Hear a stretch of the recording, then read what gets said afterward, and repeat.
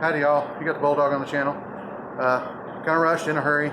Things have not been going well today, but I want to show an example of a good catch. This vehicle was over in town at somewhere, I don't know if it was getting alignment, tire rotation, something along those lines.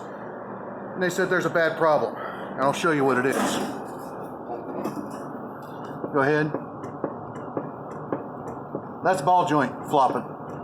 Now they told them that it was about ready to fly apart, but it's not quite there. Close, but not quite there. Let's check the other side here.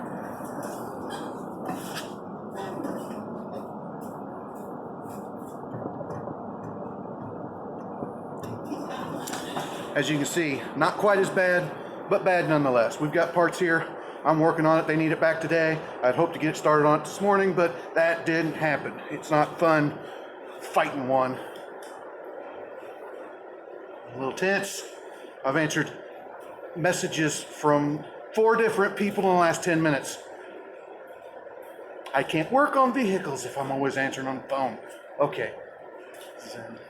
Zen. Okay, things are really hectic. I'll let you know just how hectic it has been. I got that one done before, and I run this one up on the rack, and I just got a chance to look at it and see that the ball joints were in fact bad.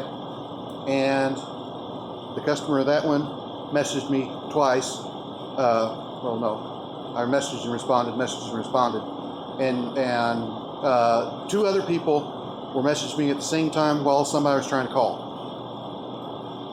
I stopped and took 2 lug nuts off, and my phone started going off again.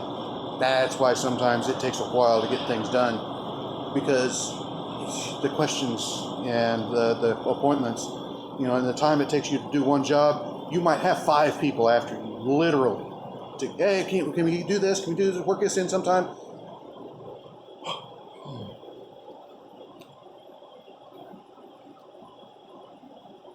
I have to be able to touch them in order to get them done. Okay, it's the end of the day. It's actually way after closing time right now. I'm still here. I'm sitting down. I got me some sweet tea. We'll recap the insanity that was today. My phone's been blowing up here the last couple of minutes because I shut it off. I usually try not to do that because there can be emergencies, there can be questions that people have that need an answer right now, but at a certain point, I have to just turn it off because I can't get any work done. Today it was multiple people messaging me with this problem and this problem and this problem. One of them was the person that I was working on, you know, needing to know that it was going to be done. And, well, I was just at that time getting to start on it because of another one that was giving me trouble. And things happened all at the same time, and finally I just posted that anybody that needs to get a hold of me is just going to have to wait. I shut everything off. I still answered the shop phone a couple times, but I called it off on the boss as much as I could, which he does it anyway when he's here. But guess what? He was having to test drive all afternoon because I was getting things done. He had one that he checked out himself, had to test drive. The truck that I got done, he had to test drive. And so he was gone for, you know, close to an hour in 3 different test drives, one for diagnostics and 2 to check drivability after the repair. So I got overwhelmed and I shut the phone off. It was just, it got to where it was more than I couldn't work on the vehicle. It took me 10 minutes to take off 2 lug nuts. You know, I'd go over to answer one message and another one would come in from a different person. And, you know, that's happening more and more and more lately because I hate tooting my own horn, but there's a lot of people that have lost confidence in other people in the area. So, you know the deal about, you know it's a good doctor if you can't get in to see him. Well, like the comedian Brian Regan was talking about, I'm profusely bleeding now. Is there a so-so doctor? I'm a little bit upset because I wish there were other people that were competent to work on stuff, and I'm sure there are. I know a couple, three of them, but you know, why don't you go see them? You know, but they like me because I accept the job. I shouldn't.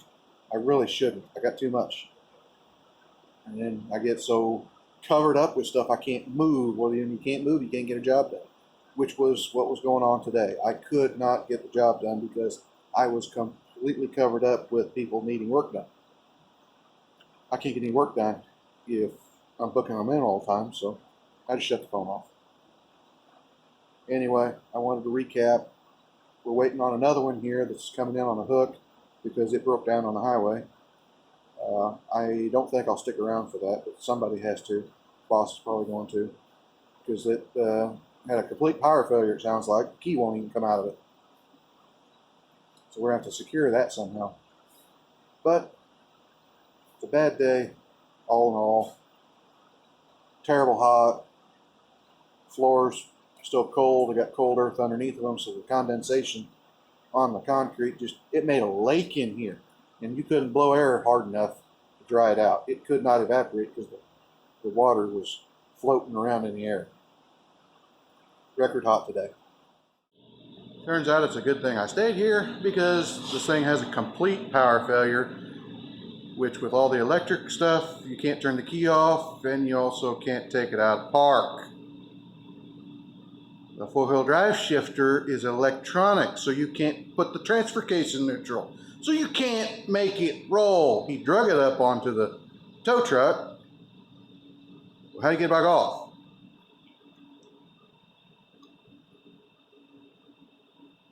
Gravity. Don't have quite enough gravity. So it took all three of us to get the thing off the truck.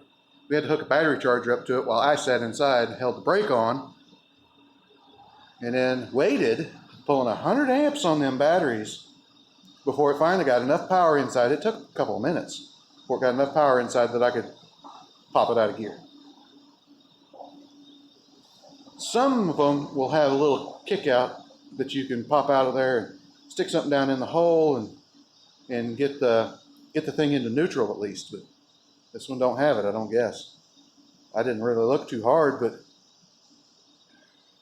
I don't remember ever coming across that on these ones. Anyway, it's inside.